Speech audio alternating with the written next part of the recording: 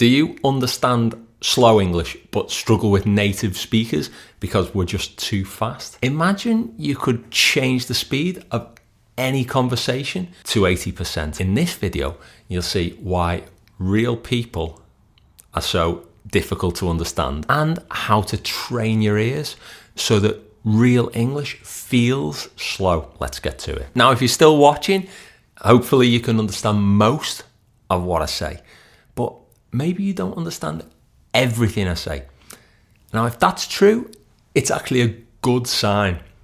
We'll come back to why in a second. Here's the frustrating part. English teachers here on YouTube are easy to understand, right? But when you speak to normal people, English suddenly seems too fast. I've realized something. It's not that real English is fast. It's that a lot of English teaching isn't normal. And the most obvious difference is that teachers are slowing down. Of course you can understand it's dead easy, but it's not preparing students for the pace of real English. But it's not just the speed of English that makes English feel fast. Sometimes there's something else that teachers do to make English easy to understand. And this one's even more dangerous. Teachers are changing sounds. It's harsh, but the problem's not with my pronunciation. The problem's with your ears. So first tip, try and find natural spoken English to listen to, not just teachers that are easy to understand. But it's not just when you're in the classroom or watching YouTube English teachers. Do you ever find that you can use English perfectly fluently in one situation and in a different situation, it's like impossibly super fast? Let me give you an example. My wife works in English every day, like with native speakers, real life, real people. She understands complex legal arguments, contracts, meetings, all of it. I listen to her in action, and honestly, she's pretty impressive. But the other day, we were in the supermarket in Manchester, and this old lady said to her, "You all right, lovey? It was shocking, the traffic coming here. I had to get 2 buses, and because 52 were cancelled." And she was completely lost. I had to go in and rescue her. Not because her English is bad, not because she can't understand complex ideas. She said it was too fast. But the problem isn't really speed. It's that informal English like that just gives you less to hold on to, so it feels really fast. It gives the perception of speed. Now, maybe like the normal native speakers are doing something to make things more difficult for you. Right, how could we all confuse those foreigners? And of course they are. Spoken English is not the same as textbook English. Spoken English breaks all the grammar rules all the time. So if you're trying to understand something and you think, "Oh, that's fast," it's not just the speed. Mrs. D's always shocked, like amazed at some of the expressions that she hears when we're out at the shops in Manchester. And they're so normal to me that I don't even notice. But she'll ask me, like, can you say that? Now, I've started noting them down for you. So here's a few recent gems. We was going to pick him up on the way, but he weren't ready. Should be, we were going and he wasn't ready. He don't know nothing. Should be, he doesn't know anything. And of course, the classic use.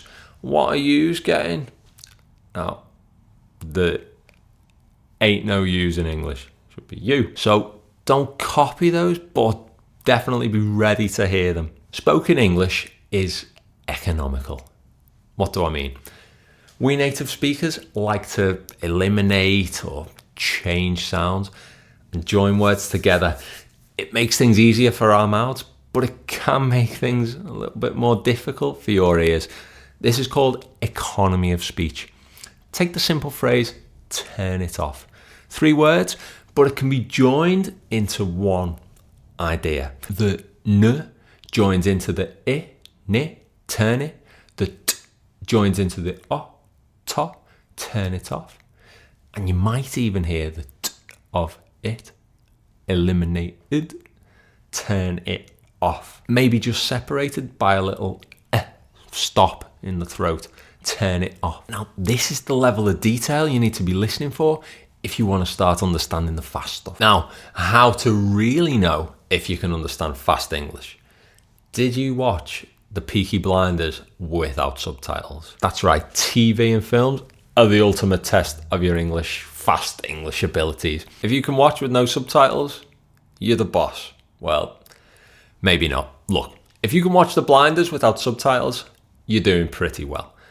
But if not, sometimes TV series and films are just impossible to understand. So don't panic.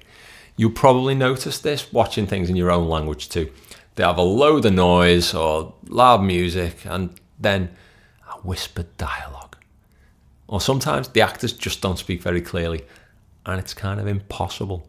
So if you're struggling, don't worry about using the subtitles. It can be really helpful to connect the sounds to the text. So you're still learning.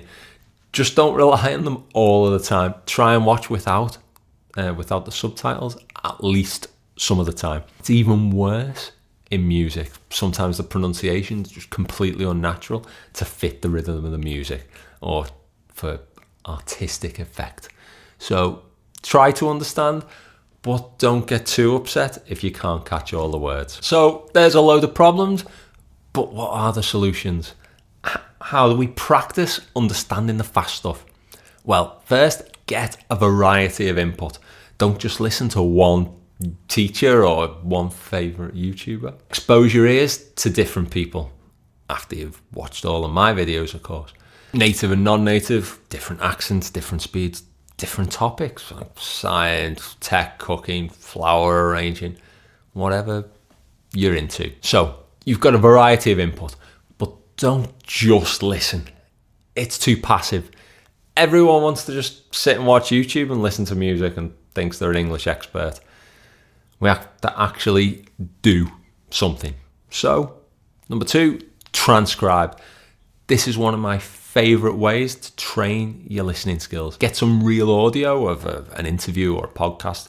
You can do it with music too. Listen and write what you hear. You will need to pause. You might need to repeat some sections.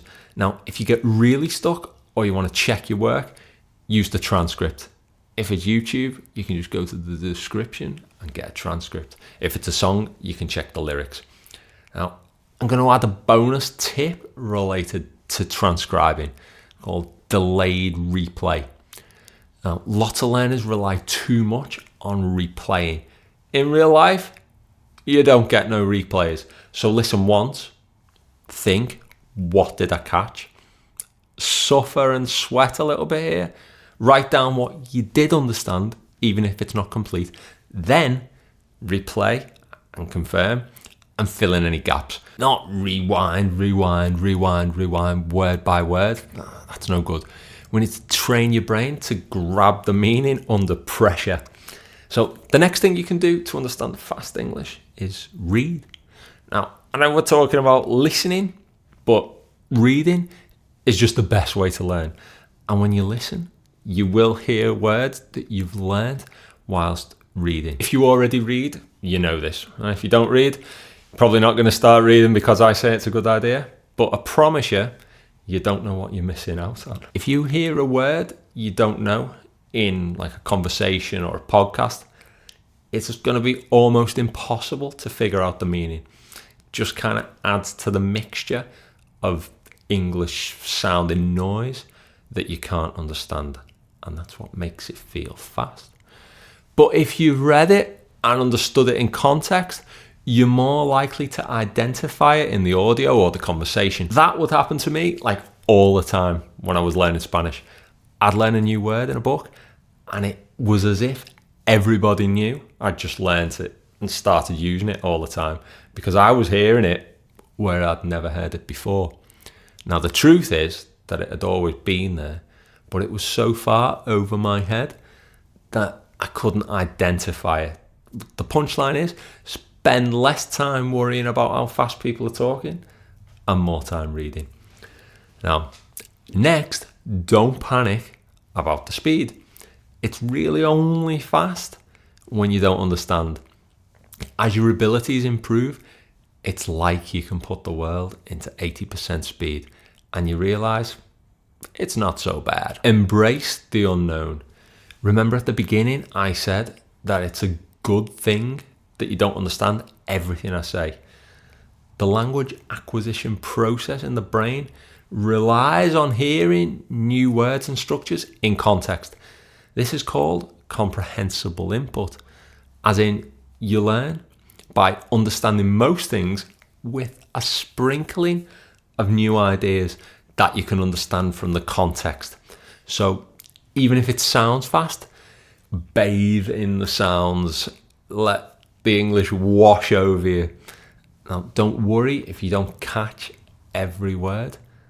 It's all good stuff. So now, when you listen to native speakers, you realize we're not that fast after all.